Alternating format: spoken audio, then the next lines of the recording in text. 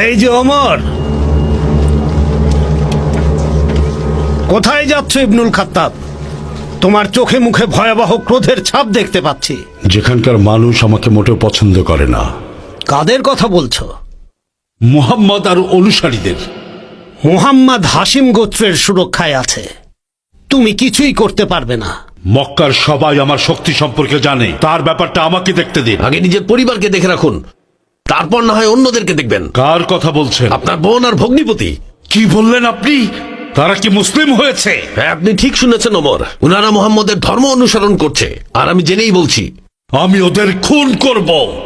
তহা, কষ্ট ক্লেশে পতিত হওয়ার জন্য আমি আপনার প্রতি কুরআন নাজিল করিনি, বরং যে ভয় করে তার জন্য উপদেশ হিসেবে, যিনি জমিন ও সমুচ্চ আসমান সমূহ সৃষ্টি করেছেন, তার কাছ থেকে এটা নাজিলকৃত। দয়াময় আল্লাহ তাআলা মহান আরশে সমাসীর হলেন। যা আছে আসমান সমূহে, জমিন এবং এই দুয়ের অন্তর্বর্তী স্থানীয় ভূগর্ভে তা তারই। আর যদি আপনি উচ্চ কণ্ঠে কথা বলেন, তবে তিনি তো যা গোপন ও অতি গোপন সবই জানেন। দরজা খোলো, অবিশ্বাসী দল, মেরে ফেলবো ভাই আজকে ওমর এসেছে, তোমাদের। সে আমাদের আজ মেরেই ফেলবে। উপরে গিয়ে লুকে পড়ো খাব্বাব, তাড়াতাড়ি এখনই যাও, যাও। কি দরজা খুলবে না? এখনই খোলো বলছি, না হয় ভেঙে ঢুকবো। স্বাগত ওমর। ভাই ওমর, অবিশ্বাসী নারী কোথাকার, তোমাদের এমন হাল করবো যা ভাবতেও পারছো না। দেখুন ভাই ওমর, আমরা কি করেছি। কি দেখাবে আর ওমরকে? ও, আপনি আমাকে মারতে এসেছেন ভাই? খাত্তাব আমার পিতার সাথে যা করেছিল, আপনি সেই একই কাজ আমার সাথে করতে এসেছেন? আপনি এটা কেমন করে করতে পারেন ওমর? আমরা অনেক কিছু সহ্য করে ফেলেছি, কিন্তু আমাদের ধর্মকে পরিহার করলে কখনোই সহ্য করবো না। তুমি আমার বোন ফাতেমাকে মোহাম্মদের ধর্মে জোর করে নিয়েছো। সাইদের গায়ে হাত তুলছেন কেন ওমর?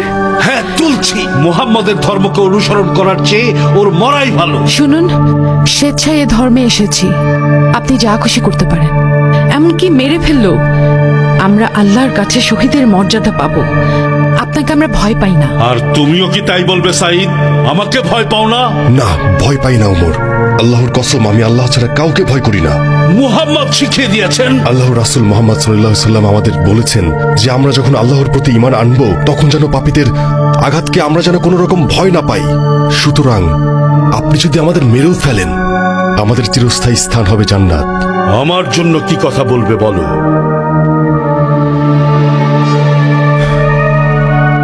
আপনারা যদি নবীর কথা অবিশ্বাস করেন, তাহলে আপনাদের স্থান হবে জাহান্নামে। জাহান্নামের আগুনে চলবেন। জাহান্নাম আমার জন্যে? আপনার নির্মমতার মাঝে লুকিয়ে আছে বিজ্ঞতা আর কোমলতা। তাহলে কেন আপনি বিজ্ঞতা দিয়ে সত্যকে দেখতে পাচ্ছেন না? আমি ঘরে প্রবেশের আগে তোমরা কি যেন গুনগুন করছিলে, আমি সেগুলো শুনতে চাই। যেই পাতার টুকরো দেখে তোমরা পড়ছিলে সেটা আমাকে দেখাও, আমি দেখতে চাই। আপনি ওটা নষ্ট করে ফেলবেন। ভয়ের কিছু নেই।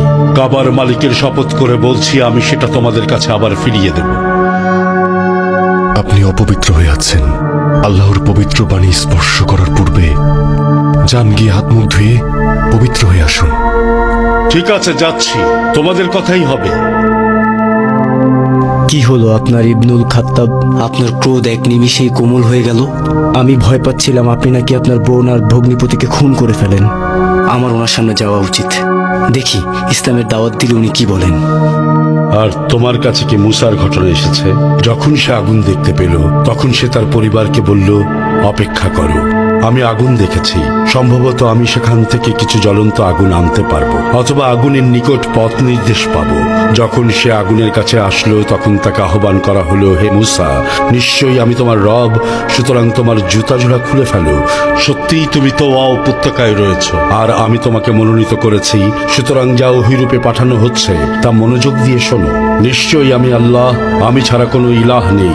সুতরাং আমার ইবাদত করো এবং আমার শরণার্থে সালাত কায়েম করো। নিশ্চয়ই কিয়ামত আসছে এবং আমার ইচ্ছা এটি গোপন রাখা, যাতে প্রত্যেক ব্যক্তি তার প্রচেষ্টার জন্য পুরস্কৃত হয়। কি চমৎকার কথাগুলো! শুনুন ওমর, খাব্বাব ইবনুল আরাত, আমি মনে প্রাণে চাই আল্লাহ আপনাকে ইসলামের আলোয় আলোকিত করবেন। আমি আল্লাহর রাসূলকে বলতে শুনেছি, হে আল্লাহ, আবু জাহেল কিংবা ওমর ইবনুল খাত্তাব, এই দুজনের মাঝে তোমার নিকট যে বেশি প্রিয়, তার মাধ্যমে তুমি ইসলামকে মজবুত করো ও মর্যাদা দান করো। আমাকে বলো, আমি কিভাবে তার সম্মুখে গিয়ে ঈমান আনতে পারি? আল্লাহু আকবার। সকল প্রশংসা আল্লাহ তাআলার। উনি সাহাবীদের সাথে সাফা পর্বতের পাশে আরকামের বাড়িতে আছেন। তোমরা আমার জন্য আল্লাহর কাছে দোয়া করো যেন তিনি আমার পূর্বের পাপ ক্ষমা। উমর ইবনুল খাত্তাব তরবারি নিয়ে দরজায় দাঁড়িয়ে আছেন। ভেতরে আসতে দাও। উনি যদি শান্ত থাকে তাহলে আমরাও ওনার গায়ে আঘাত করব না, আর যদি বিশৃঙ্খলা করে তাকে হত্যা করব। ভেতরে আসুন ওমর।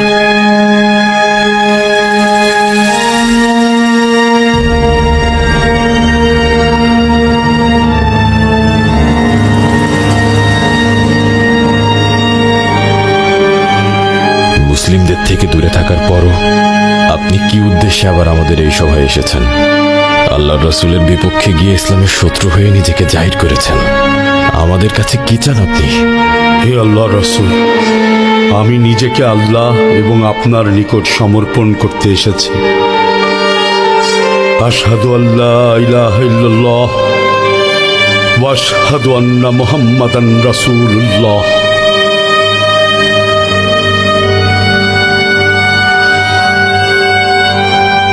আলহামদুলিল্লাহ।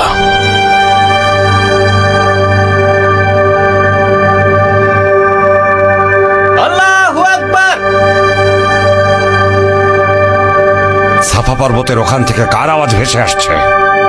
মনে হচ্ছে দারুণ কিছু ঘটেছে, তাই তারা মনের আনন্দে চিৎকার করছে।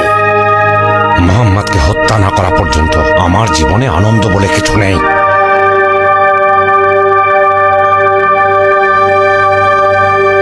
মুসলিমেরা আপনাকে পেয়ে খুব খুশি ভাই ওমর। আপনাদের খবরাখবর কুরাইশদের কাছে কে পৌঁছে দেয়? জামিল ইবনুল মুহাম্মদ আল জুমাহি। আল্লাহর শপথ, আমি কুরাইশদের সামনে আমার ঈমান আনার কথা প্রকাশ্যে প্রচার করব। হামজা ইসলাম গ্রহণের পর মুসলিমরা আরো অনেক বেশি শক্তিশালী হয়ে গেছে। আমি সবার কাছে অনুরোধ করছি, আমার জন্য দোয়া করতে যেন আল্লাহ আমার পূর্বের সকল গুনাহ মাফ করে দেন। নিজের প্রতি ঘৃণা হচ্ছে, আমি এতদিন অবিশ্বাস আর পাপ কাজে ডুবেছিলাম। আমি এসব করতাম কারণ আমার চোখে মোহর লাগানো ছিল। আল্লাহর শপথ, আমি মুসলমানদের আর রাসূলকে এমনভাবে সুরক্ষা দেব যেন কুরাইশরা ভুলে যায় আমি কতটা অন্যায় করেছিলাম মুসলিম ভাইদের সাথে। আমি কুরাইশদের সব ষড়যন্ত্র ধূলিসাৎ করে দেব। আমি আমার ধর্মকে জীবনের শেষ দিন পর্যন্ত রক্ষা করব।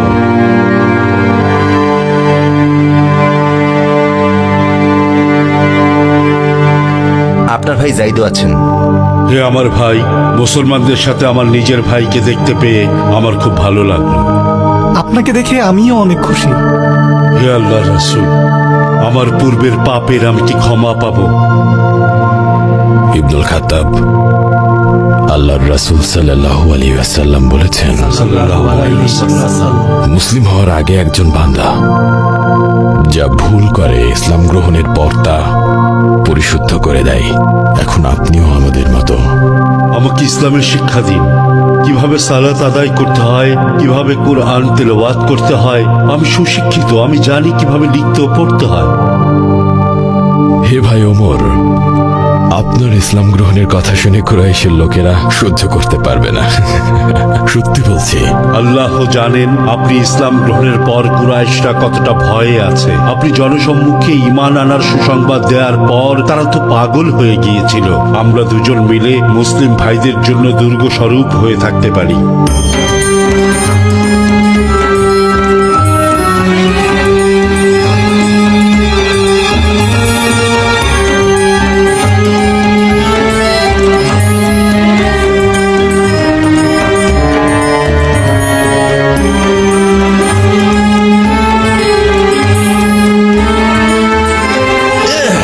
তোমার কি হয়েছে? আমারা থামো, কি করছো তুমি? কি অভিশপ্ত?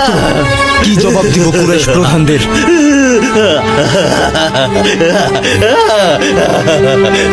তোমার ভাই খালিদকে কি জবাব দিব? কুরাইশদেরই বা কি বলবো?